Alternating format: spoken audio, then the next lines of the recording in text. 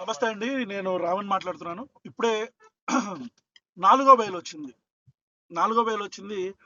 ఈ నాలుగో బెయిల్ వచ్చిన తర్వాత మళ్ళీ ఐదో అరెస్ట్ టోల్ గేట్ దగ్గర పట్టుకొని ఇప్పుడు మళ్ళీ నక్కపల్లి తీసుకెళ్తున్నారు. వేంపాడు టోల్ గేట్ దగ్గర. ఒక విషయం గుర్తుపెట్టుకోవాలని ప్రభుత్వానికి చెప్తున్నా. ఈరోజు మీరు నా గొంతు నొక్కే ప్రయత్నం చేస్తున్నారు. కానీ మీకు అర్థం కావాల్సింది ఏంటంటే, మీరు చంపితే నేను ఒక్కడనే చచ్చిపోతా. ప్రశ్నించే వాళ్ళు ఎవరో చావరు. మీరు రావణ గాడిని మాత్రమే చంపగలరు, ప్రశ్నను చంపలేరు. గుర్తుపెట్టుకోండి. రెండో విషయం, ఇంత భయపడుతున్నారా? ఇంత భయపడుతున్నారా? మీకు అర్థమవుతుందా? ఒక 500 మంది పోలీస్ ఫోర్స్ ప్రతిరోజు నా కోసం ప్రజా సమస్యలు, పబ్లిక్ అన్నీ వదిలేసి నా కోసం వాళ్ళు అహర్నిశలు తిండి తిప్పలో లేకుండా తిరుగుతున్నారు. ఎస్పీ క్యాడర్ దగ్గర నుంచి కానిస్టేబుల్ క్యాడర్ దాకా ప్రతి ఒక్కరు నాకు సెక్యూరిటీ ఇచ్చుకుంటూ తిరుగుతున్నారు. ఇదా ఆంధ్రప్రదేశ్ ప్రభుత్వం చేసేది? సిగ్గనిపించట్లేదా మీకు? అంటే ఇక ప్రజా సమస్యలు ఏం లేవా? నేను రేపులు చేశానా? దొమ్మిలు చేశానా? దౌర్జన్యాలు చేశానా? పవన్ కళ్యాణ్ అనే వ్యక్తిని ప్రశ్నించడం మాత్రమే నేను చేసిన తప్పు.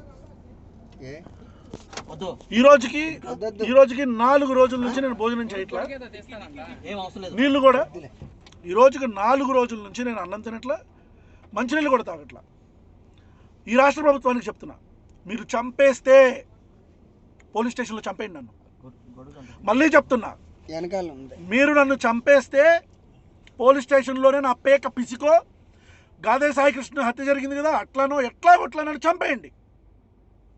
అంతేగాని మొత్తం వ్యవస్థని ఒక్క మనిషి కోసం ఇబ్బంది పెట్టి నా గొంతు నొక్కితేనో నన్ను చంపితేనో ఈ ప్రశ్న లాగుతాయి అనుకుంటే అది మీ పిచ్చి పొరపాటు.